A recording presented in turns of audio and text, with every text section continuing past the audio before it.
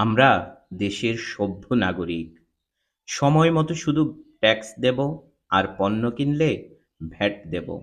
বিনিময়ে কর্তার ইচ্ছায় বা অনিচ্ছায় যদি অপাংক্তীয় কিছু জোটে মোটে স্বর্গের অমৃত মনে করে উপচে পড়ে যে যার মতো নেব লুটে।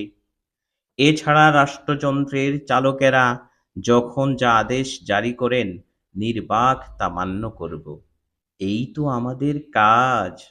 আমরা যে এই সভ্য দেশের একান্ত সুসভ্য নাগরিক। এর বাইরে যেন আমাদের আর কিছু চাওয়ার বা পাওয়ার নেই। যদিও ছিনতাইকারীর ছুরিকাঘাতে বা নির্বিচারে পুলিশের গুলিতে মৃত্যুর সীমানা পাড়ি দেয়ায় আমাদের অবুঝ সন্তানটি মায়ানমারের রক্তখেকো সামরিক জান্তার রোষানলের শিকার রোহিঙ্গা শিশুর মতো অনাথ হয়ে যাক না কেন।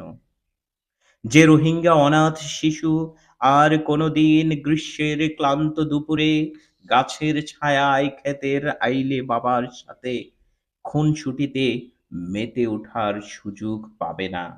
শাপলা শালুক আর পদ্ম ভরা পুকুরে ডুব সাঁতারে মেতে উঠতে পারবে না।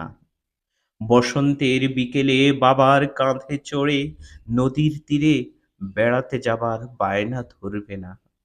শীতের সন্ধ্যায় পিঠাপুরি খেতে রাস্তার মোড়ের দোকানে যেতে চাইবে না।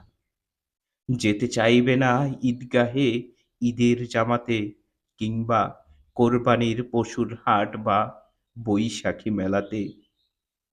বাবার পিঠে সোয়ার হয়ে তেজি ঘোড়া হাঁকিয়ে যাবে না রণে। আর কোনোদিন বাবার গলা জড়িয়ে ধরে খুশ গল্পে আহ্লাদে আটখানা হয়ে ঘুমোতে পারবে না। ঘুমের ঘোরে কেঁদে উঠে বলবে না, বাবা তুমি কোথায়, আমি ভয় পেয়েছি। তোমার হাত দিয়ে আমাকে শক্ত করে ধরো, আমাকে অভয় দাও বাবা। যে শিশুর মানসপট থেকে মুছে যাবে বাবার স্মৃতি ছায়া। যে শিশু জানবে না বড় হওয়া কাকে বলে, পিতার আদর কেমন হয়, কি গভীর মমতা জড়িয়ে আছে পিতা শব্দটির সাথে। বাবা ডাকতে না পারার অব্যক্ত যন্ত্রণা, নিদারুণ ক্ষত, কষ্ট, জ্বালা, এই অপূরণীয় ক্ষতি পোষাবে কিনা কে জানে।